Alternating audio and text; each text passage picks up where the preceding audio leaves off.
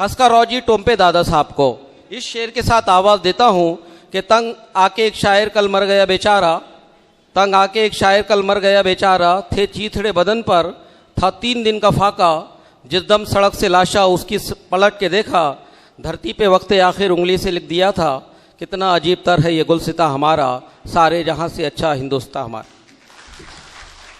आज के कार्यक्रम के अध्यक्ष, अपने शहर के प्रथम नागरिक रवि भाऊजी पवार, विजय जी विलेकर, रहमान भाई और मंच पे उपस्थित सभी बसमे साहब, सभी मान्यवर और आबिद भाई जिन्होंने मुझे बहुत प्यार से, हर कार्यक्रम में वो मुझे बहुत प्यार से बुलाते हैं। आज भी 3 दिन से लगातार उनके फ़ोन चालू थे कि भास्कर भाऊ आपको आना है। ये आबिद भाई का प्यार है कि मुझे हरदम बुलाते हैं और मैं उनके प्यार के वजह से खींचता आता हूँ। और आप सभी यहाँ उपस्थित मेहमान, आज का दिन अपने भारतवासियों के लिए एक पवित्र दिन है कि जिस दिन अपने को आज़ादी मिली थी और ये कार्यक्रम लेने की आज नौबत आ रही है। हम आज, हमारी भी जो उम्र है, आबिद भाई आपसे बड़े हैं, हम 54 साल की हमारी उम्र है और मैं चांदूर में ही पैदा हुआ हूँ और चांदूर के हर धर्म के लोग मैंने बहुत ज़्यादा देखे हैं। चांदूर में अभी तक ऐसी कोई वाक़यात नहीं घड़ी थी जब तक हम 25 साल 30 साल के हुए थे तब तक के। इसके बाद में कुछ छोटा बहुत होता गया, क्योंकि जो समझाने वाले लोग थे, वो जो समझाने वाले लोग थे वो बहुत से चले गए।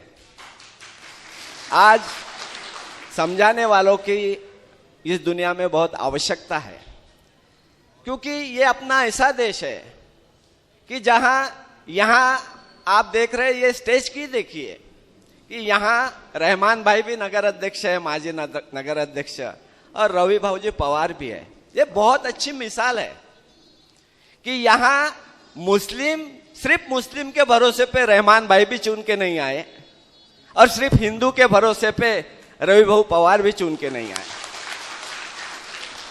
ये जो कार्यक्रम आबिद भाई आपने लिया है, आपको तो सही 100 बार सलाम है कि ये चीजें अपने को अपने बच्चों के दिल में डालनी है कि ये देश अपना है, ये देश अपना है। जिस वक्त अपने हर बच्चों को लगेगा तो ये भाईचारा जो बोलते हैं या एक में के विरोध की भावना जो बोलते हैं वो अपने आप खत्म हो जाएगी।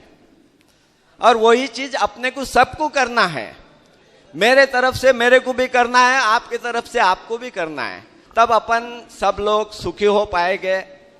यहाँ मुझे बुलाया, मैं इतना बड़ा आदमी नहीं हूँ, रहमान भाई ने बहुत अच्छी बात बोला। एक आपके सामने शेर अदा करता हूँ और फिर मेरा भाषण यही समाप्त करता हूँ। ये दीवार पर्दे की तरह क्यों हिलने लगी है? ये दीवार पर्दे की तरह क्यों हिलने लगी है? शर्त ये थी कि इसकी बुनियाद हिलनी चाहिए, शर्त ये थी कि इसकी बुनियाद हिलनी चाहिए। मेरे दिल में नहीं तेरे दिल में सही, मेरे दिल में नहीं तेरे दिल में सही, आग कहीं भी हो आग जलनी चाहिए, आग कहीं भी हो आग जलनी चाहिए। धन्यवाद दोस्तों।